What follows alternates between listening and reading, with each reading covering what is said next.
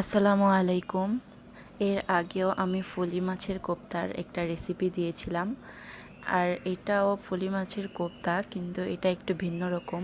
এর আগেরটা আমি কাঁচা কিভাবে বানিয়ে তারপর রান্না করা হয় সেটা দেখিয়েছিলাম। আজকে আমি ফলি মাছ সিদ্ধ করে আর আলু সিদ্ধ করে কিভাবে কোপ্তা বানাই সেটা শেয়ার করব।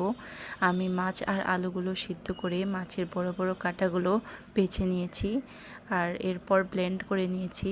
ফলি মাছে প্রচুর কাঁটা থাকে, এরপর ছোট ছোট কাঁটাগুলো ব্লেন্ড করলেই মিহি হয়ে যায়। এরপর আমি দিয়েছি পেঁয়াজ, মরিচের গুঁড়া, টমেটো সস, সামান্য সয়া সস পরিমাণ মতো।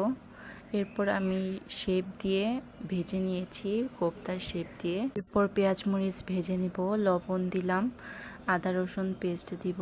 এরপর সামান্য পানি দিয়ে মশলাটা কষিয়ে নেব। হলুদ, মরিচের গুঁড়া, ধনিয়া গুঁড়া দিয়েছি, আর দিয়ে দিলাম টক দই দিয়েছি, তাই একটু সামান্য চিনি দিয়েছি। আর এই তো আমি কোপ্তাগুলো দিয়ে দিলাম, ঢেকে দিব। এরপর ভাজা জিরা গুঁড়া দিয়ে দিয়েছি।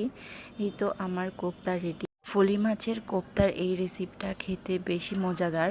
দুইটার মধ্যে কম্পেয়ার করলে আমি এটাই প্রেফার করব। আপনারা বাসায় দুইটাই ট্রাই করে দেখতে পারেন। আল্লাহ হাফেজ।